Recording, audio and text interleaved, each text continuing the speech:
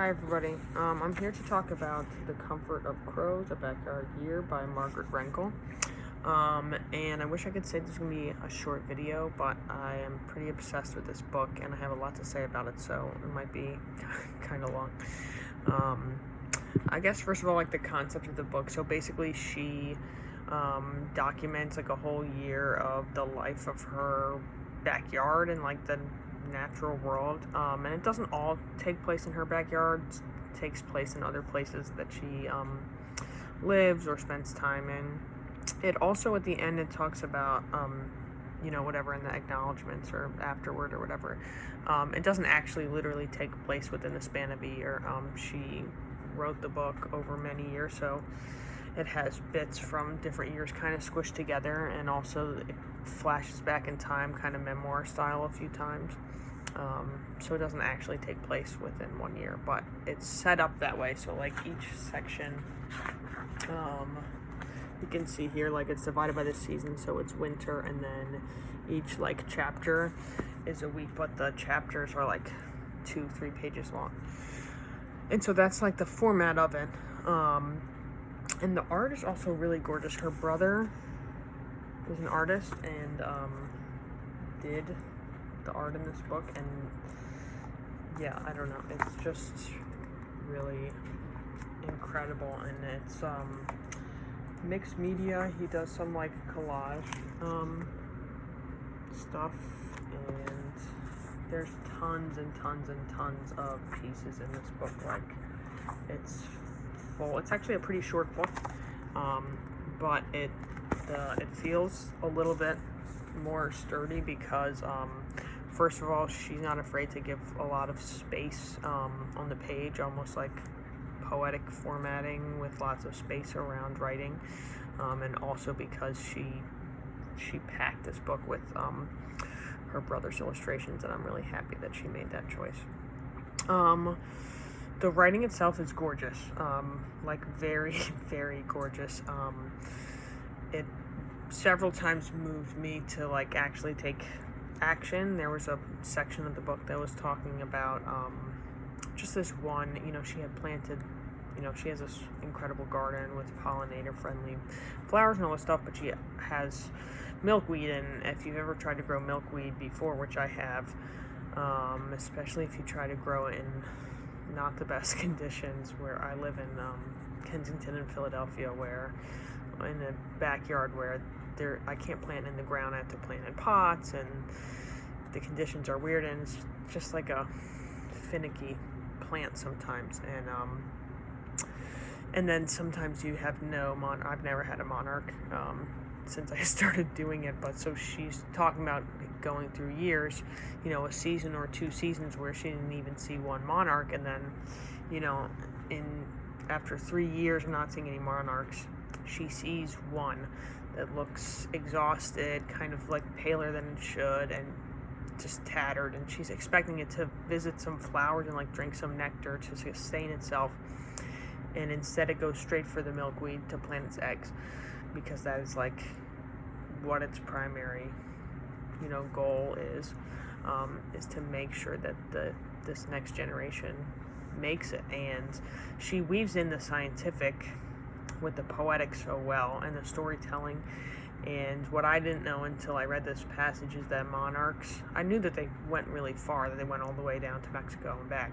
What I didn't know is that no singular butterfly makes that whole journey. It's an intergenerational journey.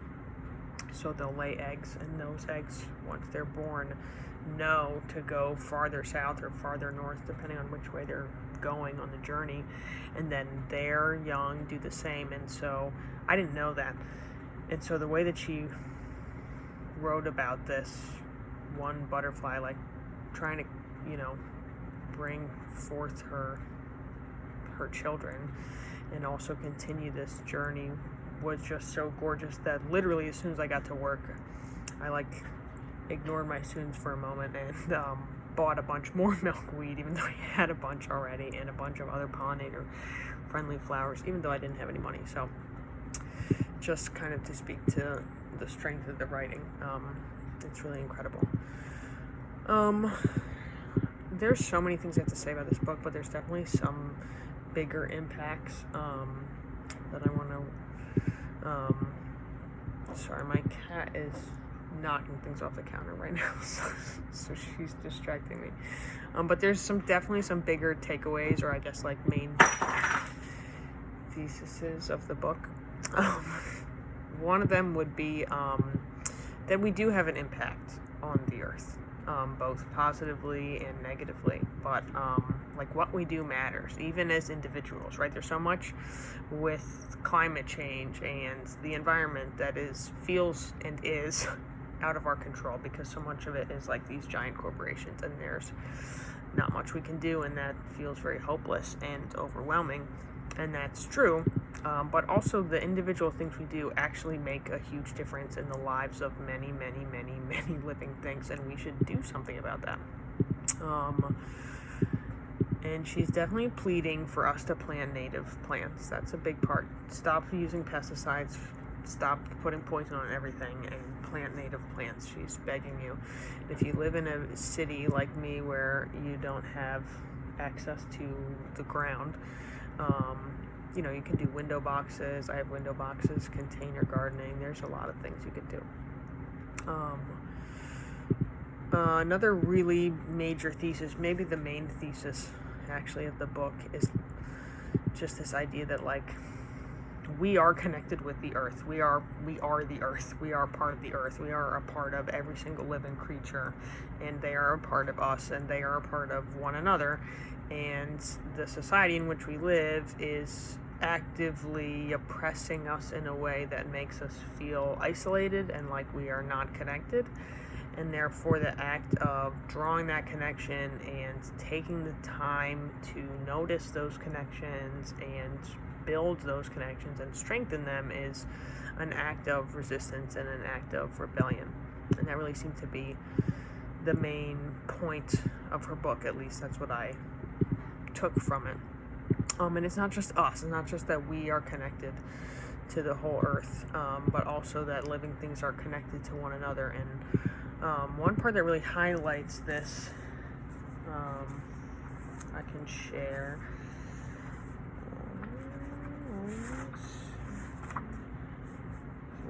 Okay, this is about fruit flies that get eaten by hummingbirds.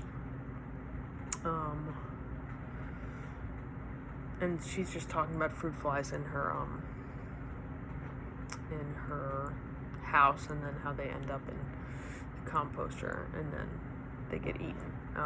And thus do many of the fruit flies that begin their life in my family room make it to Central America, transformed into a young hummingbird's feathers and bones. Just incredible. Also, that part made me just reminded me like the power of decomposition, and that when I die one day I want like to be buried and also not full of many chemicals. A book is also kind of like a memoir too, and it talks a lot about parenting.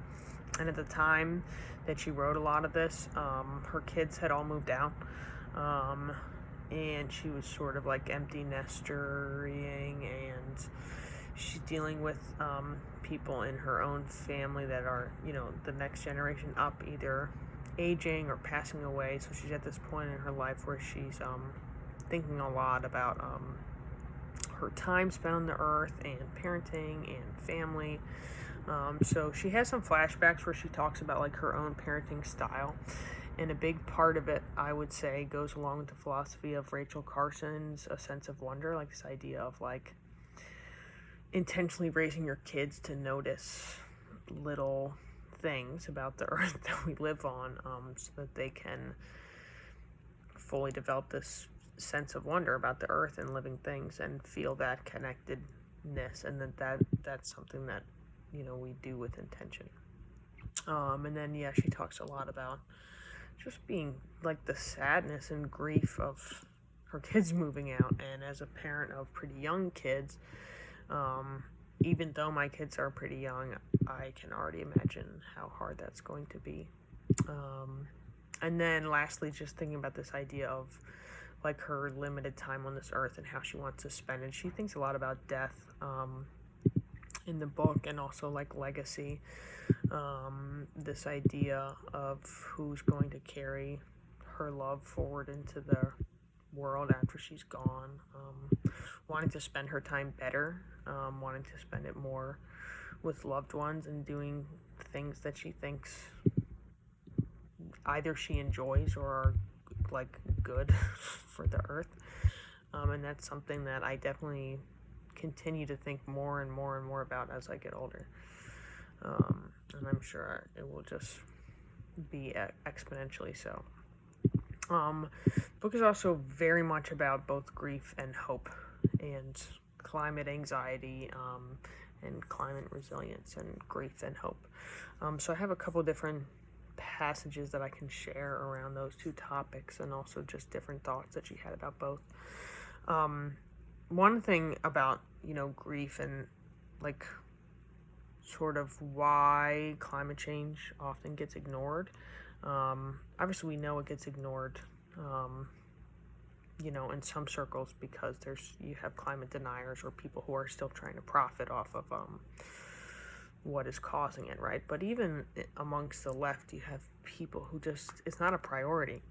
A million other things are a priority before the environment. And there's a lot of reasons for that. But one of them that I think she really highlights is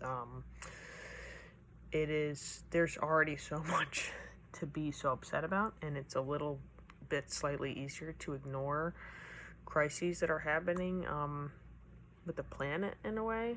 Like, obviously it's not easy to ignore because they're kind of knocking at your door with like the flooding and the heat, but in terms of like noticing that you're seeing less of a certain insect than you did the year before, that's something that's kind of easy to miss if you're not paying attention to it. And when you already feel overwhelmed, like you have to pay attention to so much, it can just feel really hopeless and sad to pay more attention to more things that are, terrible. So I think some people tune it out because they don't want to add more grief to their plate. So one part where she highlights that, me too. Paying attention to what is happening to the natural world can be a form of self-torment. And I sometimes wonder how much longer I can keep seeing the losses that surround me and not descend into a kind of despair that might as well be called madness. And I definitely relate to that. And I think what is both wonderful and beautiful, but also extremely difficult, is that if you were privileged enough to be raised with a sense of wonder because your caregivers, made that a priority, or because you did it yourself later in life, once you start to notice these things, you can't stop noticing them. Once you start to notice that, you're seeing less fireflies or whatever it is, that the trees are blooming like months before they should, you really can't unsee those things. So that was definitely there. But then on the hope, she really had so much to say about hope, and it wasn't a sort of optimistic hope. It was a very pessimistic kind of hope, which I found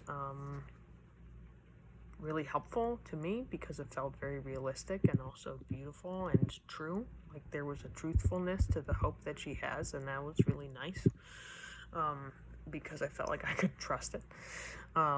So I'll share some different parts. I mean, the biggest part that I think really kind of sums up her whole thoughts about that, I'll read this. We are creatures built for joy. At the very saddest funerals, we can hear a funny story about our lost beloved, and God help us, we laugh. We can stagger out of an appointment where a person in a white coat has given us the news we think we cannot bear to hear, and we still smile at the baby in the checkout line, clapping her chubby hands, the balloons by the cash register, or kicking her feet in pleasure at the sight of a stranger's smile. This is who we are, the very best of who we are. The world is burning, and there's no time to put down the water buckets. For just an hour, put down the water buckets anyway. Take your cue from the bluebirds, who have no faith in the future, but who build the future nevertheless, leaf by leaf and straw by straw, shaping them into the roundness of the world. Good. Sorry, makes me cry. But so I think that really kind of, that says so much of it. Another big part is this concept of faith, which she mentions in that passage. Just the whole concept of faith, not a religious faith. Although I was trying to figure out if she was religious, and I couldn't really tell. She was raised Catholic. But for me, as an atheist, like this concept of faith in a secular way, I almost feel like the book itself and the way that she talked about hope could be like a blueprint for what a secular faith looks like. And you have to have faith. She has this whole chapter about building this nursery for some frogs and not even knowing if the frogs are going to find the nursery that she built. And this, reminded me of, there's a tree that was like a newly planted tree in front of a big development. And a lot of times these big developers in my neighborhood, they build these giant buildings and then they put a bunch of tiny little trees in front of them that they don't water, they don't take care of, they don't hire anybody to maintain, and they die. And often they die because they don't get watered enough, but sometimes they die because a car hits them and they just tip over. And if they're close enough to me, I try and water them.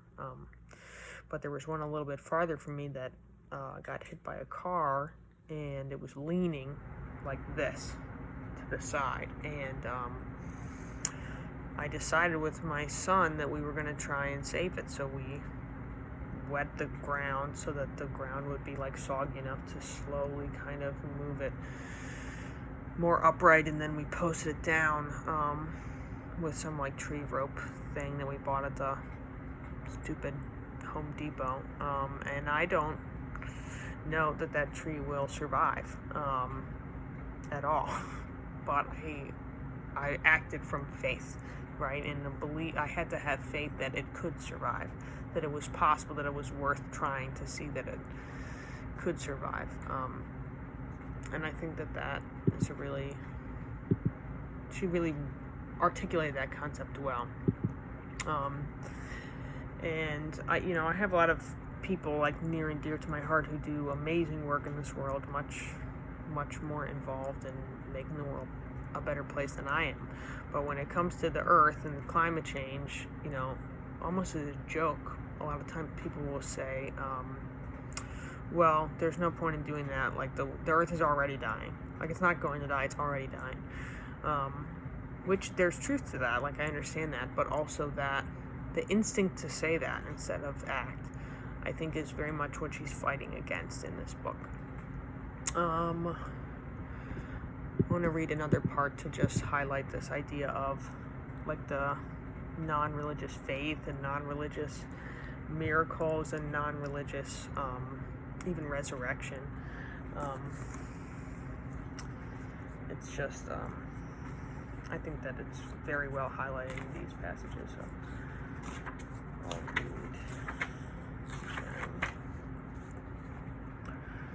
Okay, so she has built this nursery, like I said, for these frogs. She doesn't even know. Then they got tadpoles and put them in there. They don't even know that the tadpoles are gonna survive at all. And so she's going to bring this spinach to the tadpoles. And here we go. Twice a day I dropped a pinch of cooked spinach into my stock tank pond, but I never saw a tadpole. I was faithful to the task, even leaving tadpole feeding instructions for the house sitter when we went out of town for a long weekend, but I had no idea if those tadpoles were still alive. So much of what I do in this yard is only ever an exercise in hope. Yet more time passes, and there comes a day when I am standing next to the tank on a sunny afternoon, trying to persuade Rascal, that's their dog, that he can pee right in the yard and does not need to take a walk in the blistering heat. But for just a moment, the perfect slant of light emerges from behind a cloud bank to shine through the one patch of water that happens, also, for just that moment, to be clear of floating plants. Briefly, the light brightens the mud at the bottom of the tank.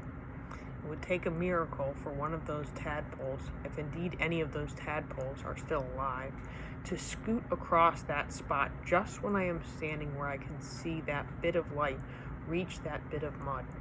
But that's what happens. I am standing right there when a small black miracle, propelled by a wriggling tail, moves out of the darkness at the bottom of the tank and crosses the light. I am standing there still when it moves into the darkness again. This book made me cry a lot. But yeah, as an atheist, I still believe in faith and concepts of miracles. But I believe that the world that we live in is like the good in the world that we live in is fueled by faith, and that everything good in the world is a bit of a miracle, and filled with miracles. I just don't believe that it has like a religious source. And the concept of resurrection too, she talks about at one point like a tree that she visits that's a felled tree that she visits on the same walk all the time, just to see like the different life that's coming from it, and she refers to that as resurrection, so you can see she's using this religious language a lot. She even talks about the act of planting a tree as an act of faith. Another part on hope that I think was really important that she talks about is just the idea that like we can't predict how nature is going to react to climate change. Obviously, largely, it's going to react badly. We are in the middle of a mass extinction event.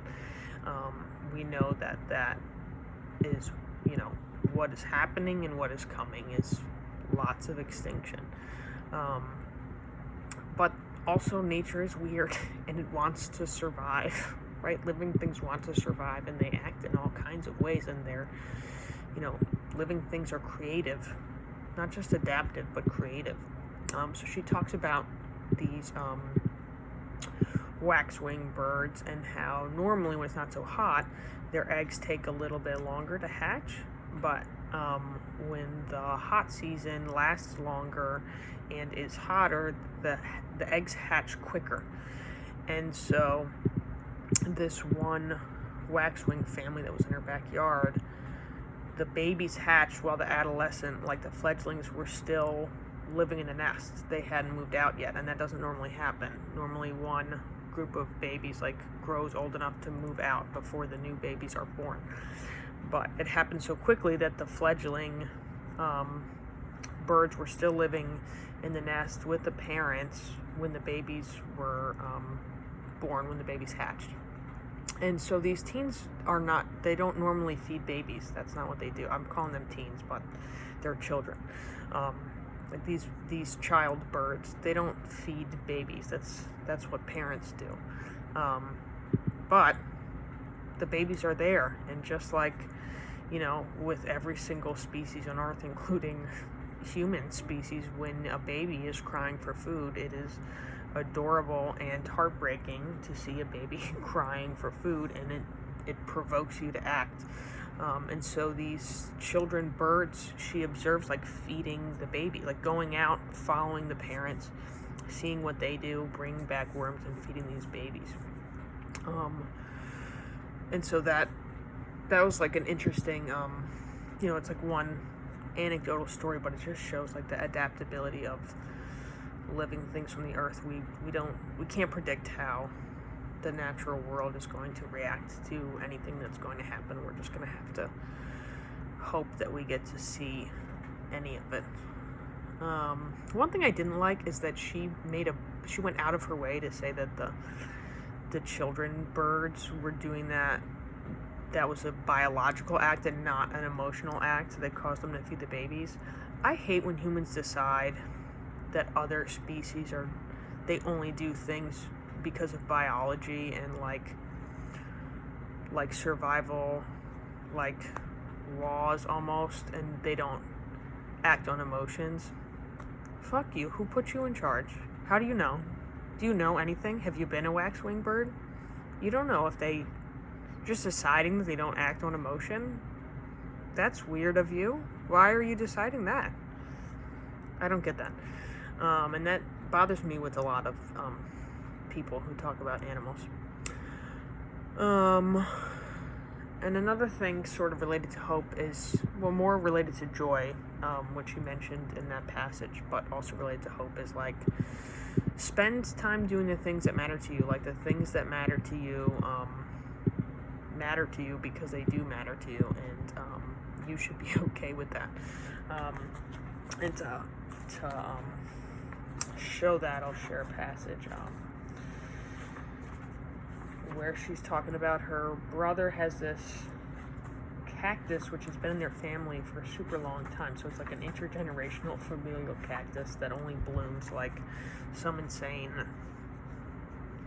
amount of time. Like it blooms like once every bunch of years or something insane. And her brother sends this text. It's like, oh my god, it's blooming. So she gets in the car and drives like super far to see it because it's only it only blooms for like 1 hour, and then it's done being a flower, and then it closes up and doesn't open again for like another year or two or something. And she says, it was just one flower on just one ordinary day in September. It would be gone by morning, not to return for another year. Its arrival did nothing to mitigate the drought gripping the land. It did nothing to feed a native pollinator or shelter a tree frog. You could insist that it didn't matter in any way, and I would not think to argue with you. But it was also not nothing. That night blooming Ceres brought my grandmother back to me in her halo of white hair. It brought back, too, her plum tree, long since cut down, and the feeling of red dirt between my toes.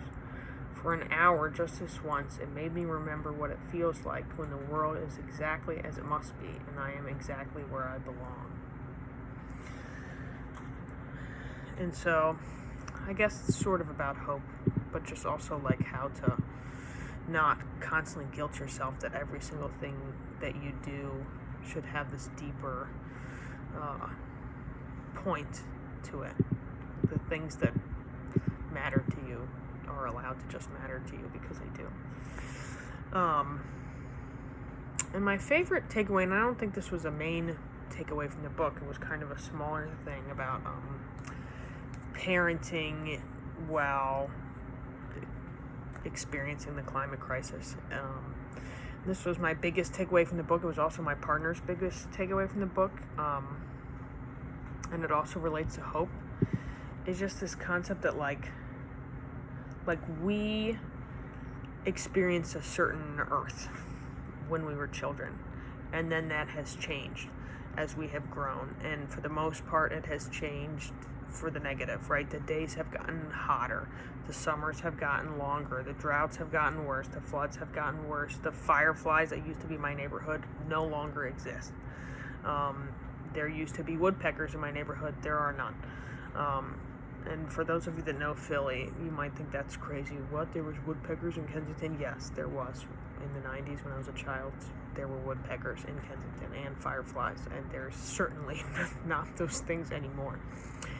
And when you have kids and you see them playing in this world and growing in this world, it breaks your heart, because you're like, well, they don't get to have any of these beautiful things that I got to have. They don't get to experience snow like I got to experience snow. They don't get to experience summers outside like I got to experience summers outside. They don't get to catch lightning bugs like I did when I was a kid, and that breaks your heart. And it should. But one of the points that she makes is that your kids, they didn't have those experiences, so they're not heartbroken. You're heartbroken because you're nostalgic for something that isn't here anymore. but they never experienced that. And what you're nostalgic for, which was some certain amount of fireflies and some certain way that summer was and some certain amount of snow every year, that was less than whatever your parents grew up with. And for me, it was perfect. My childhood experiences of those things were perfect. It was exactly enough because it's what my reality was. And for my mom, it was probably depressing watching me grow up with less connection to those things than probably she did. But I have no sadness about that because I wasn't raised with whatever amount she had. And so just keeping that in mind as a parent is very helpful. It makes you just feel better and more assured in the concept that your child is like liking their childhood and like loves the earth and feels connected to it in their own unique way that you're not going to understand because it's different than your own. So those are the biggest takeaways. I have lots of other notes about like smaller little things. One was just like throughout the book she keeps trying to do things to help different wildlife, and usually it is helpful, but occasionally she makes things worse. And you know, she often like wrestles with like, should I intervene, should I not intervene. At one point she intervenes with this fox and she ends up making the situation probably worse, but at least the same, but maybe worse. And it reminded me of a few months ago when I was walking to work. There's this restaurant that closed down, but in front of their restaurant they had this potted, some kind of evergreen tree, like a small evergreen tree. And they just left the tree there when they closed the restaurant. And I'm like, oh, it's gonna die because no one's gonna water it, and it's just in the middle of the sidewalk. Like, and it's also already too big for the pot, so like this is not good. So then I like got one of my coworkers to try and help me move this tree so we could maybe plant it in this, maybe somewhere near the school, or I don't know. We didn't really have much of a plan, but we were like, we got to get this tree like away from the middle of the sidewalk, into, we have to water it and whatever, right? So we try to move the tree. It's in this wooden container, and we go to move it, and the container that was made of wood was totally rotten, and it completely just fell apart instantly. And so now there's just this tree with some tiny bit of soil around it, just sitting in the thing. And then it didn't tip over, and we were like, what the hell is going on? And it had rooted through the bottom of the wooden box into a tiny crack in the sidewalk, like a tiny crack into the sidewalk. And we couldn't get it out because it's a tree. It has gone into the earth. And so now it had we can't even water it now at this point because it's just like a root and a tree sticking out of the thing. And anyway, the people that were working on the restaurant, sawed it and killed it. So then I'm just like, maybe if we had left it alone, it would have rooted farther enough into the sidewalk that it would have just become a street tree, but we made it worse. So just thinking about that, I just really related to her instinct and also the frustration with sometimes like trying to make something better and just making it miserably worse. There was another part that I really liked. It's just a little piece about, in the fall going into the winter, sometimes you'll see a tree that has little buds on it. And you kind of panic, or at least I am unknowledgeable. So I sort of panic because I'm like, uh-oh, those buds didn't turn into flowers or leaves or anything. And now it's going to be winter. Like, is this tree going to die? Like, what is going on here? But no, they lie dormant for super long periods of time all throughout the winter. And then they're the earliest in the spring to be green because they lie dormant, but they were ready that whole time. They're just waiting for their moment. And I don't know why exactly. It was just the way that she wrote it reminded me.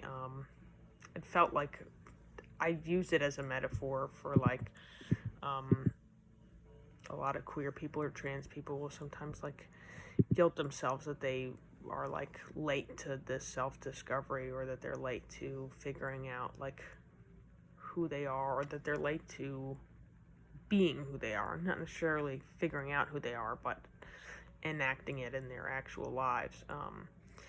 And just removing that, like, no, you're not late, you're just on time. Like, you're exactly on time. And, just like I previously saw those buds on those trees and thought it was a mistake or a problem. It's like, no, it's just acting as it's supposed to.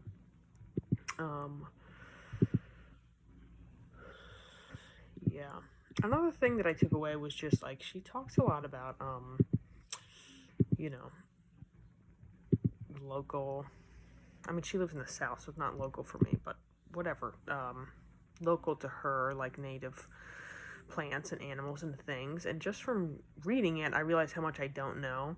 And like a big frustration for me is like, why do we learn in school so much about the natural world of other places, but not our own, like where we live?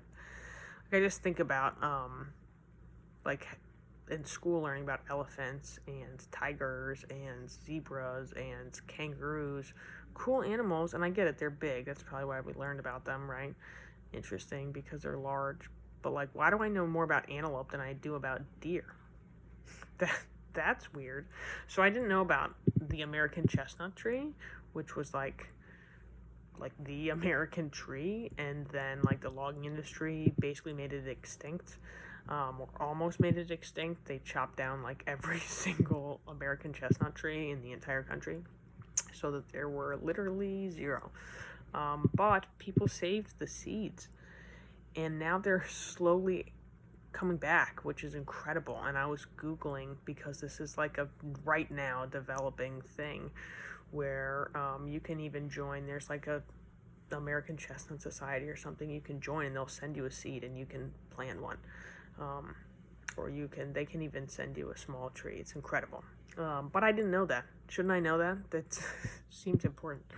I also didn't know that squirrels help plant forests by accident, because they'll take acorns and bury them for later, and then they don't remember where they buried them, so then they turn into trees. So they're like planting forests. And I also didn't know that when a tree falls down and then a shelf fungi starts growing on that fallen down tree, the rings on the fungi also, like, there's a new ring each year, just like a tree. So you can count how many rings are on the fungi, and that'll tell you roughly how long the tree has been dead for, which is so cool. But again, why don't we learn those things? Why do we learn about kangaroos? Doesn't make, or pandas. She does a really good job of like weaving in scientific facts within the writing. So for example, she has a part about how the smell of fresh turned soil has like these microbes in it, and the microbes like release serotonin in your brain, like an antidepressant. It's like the smell of literal earth, especially if it's rained recently. But the way that she weaves it in, it's just incredible. She also weaves in climate science really well, and just educates a lot on climate science, and also poisons and all the ways in which like pesticides and poisons are damaging the earth, but also damaging us like really badly. And she talks about like kind of like the body horrors of poison in a way that really fits in with the story and doesn't feel like a weird aside, which is really cool. Another part that I turned into a trans metaphor because I had to. So she is talking about how she gardens all the time, right? And a lot of times animals eat everything that she plants. And for a while that would frustrate her, and she would try and look up things like, oh, what other things could I plant to to deter this species or deter that species from eating all of them. But then she, after a while was like, wait a second, plants are for animals to eat. That's the point of them. Like, that is what they're for. And so she has this section where she's talking about this rabbit that just ate all of her one kind of flower, and she's just saying the flowers are for her. All the flowers are for her. And that line, in the face of mass extinction because of climate change, you have these animals and insects out in the world, maybe in your yard, maybe on your block, maybe on your sidewalk. And a lot of them are struggling, and they might not look like they're struggling, but more often than not, they are. And so, some of them won't be here, or they will be here, but in less numbers and struggling more so. And it just reminded me of the common trans rallying line, which is give us our flowers while we're here. It's like, okay, the animals are struggling. Let them eat the flowers while they're here, before they're extinct. And maybe they won't become extinct if, they can eat their flowers. And maybe trans people won't be killed if we treat them well. Another passage that I want to share, which I'll read the whole page actually, because it was just really incredible. Really resonated with me because I've just been more and more feeling like a pacifist as I've gotten older. And not that this passage really has to do with pacifism, but at the same time it kind of does. Just being a caregiver, taking the time to be a caregiver is, I guess, really what it's about. But okay, I'll read it. This section it's called Praise Song for Fingers That Do Not Form a Fist. An insect, its name lost among those orders of creatures who number in the millions, has somehow found its way into the kitchen sink. This is not an indoor bug, not one of the ordinary housemates who dwell in the corners of the kitchen cabinets beneath the unmade beds. How easy it would be to wash this bug out with the pasta water in the pot that has been soaking overnight. But please hold back. Surely the world harbors death enough already. It's too easy to choose ease, too convenient to choose convenience. But try to take the harder path, for the harder path is not very hard. The creature scurries into the corner of the sink and tries to climb the slick walls. Reach toward it. When it climbs into your palm, gently close your fingers around it. Be careful to hold your thumb to the side. If you never close your thumb around your fingers, you will make of your hand a sanctuary. You will make of your hand safe passage to the world. And that, I really resonated with that passage, both like in a metaphorical way, like I said, about how I've been feeling kind of more and more like a pacifist recently, but also just like literally with animals in my house. Like, it is easier to squish a little insect like a gnat or something that you see, or a pill bug or whatever, but it's also not that incredibly hard to take them outside. And obviously some animals, I'm not saving a roach, right? Like, some animals are invasive to your house. Like, they want to come into your house, to invade your house, to eat things in your house, or like suck your blood or something like that. Is it murder? Yes. Am I going to kill it? Yes. And that's never going to change. That's never going to change. I'm also not going to let my house or yard become infested with rats. Like, sorry, you got to go. But, there was this little moth that was trapped inside the doorway of my house the other day, and I could have just ignored it, and it would have been easy to ignore, and it was tiny and struggling to get out. It was not attempting to, it wasn't going to eat the fabric, it was going to die. in the window. That's like what was going to happen.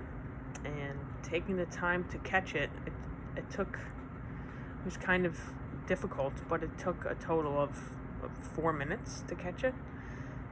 And I took it outside, and just trying to be more conscious that it's not as hard as it seems like it is. What else? Yeah, I guess not really much else. The only other thing is that as you read this, like, she quotes so many other authors and references them, but mostly quotes them, and the quotes of the other authors' books that she puts in are also gorgeous, and it made me write down so many different books that I want to read. And yeah, I guess the only two other things I wanted to say. One is that this book talks about her sort of wrestling with being okay with like the mystery of nature, and like you're not gonna get to know everything, and you don't have to document everything, and you don't have to photograph everything, and you don't have to catch every animal to examine it closer, and it's okay. You don't have to, you can let it be. And that is something that I really struggle with, actually. Like, I was with my kid on a vacation recently, and there was a lot of fireflies, and I was super excited because he had never seen them before. And I remember how to catch them because I used to catch them when I was a kid. And so immediately I showed him how to catch them, and then immediately he's 4, so he tried to catch it and killed one. And I'm just like, we don't have to catch things. We don't have to catch things. We can watch them, and it's just as beautiful. And he didn't have any instincts to catch them until I showed him to do that. So just being more comfortable with, you don't have to hold and possess and know everything. And the last part is there's a passage in here that talks about how bees fall asleep in flowers sometimes. Like bumblebees fall asleep while drinking nectar from flowers sometimes, and they will sleep overnight in flowers, and I didn't know that, and it was the most adorable thing that I had ever heard. So yeah, bees, they sleep in flowers. That's all I have to say. You should definitely read this book. It's pretty great. Okay, bye.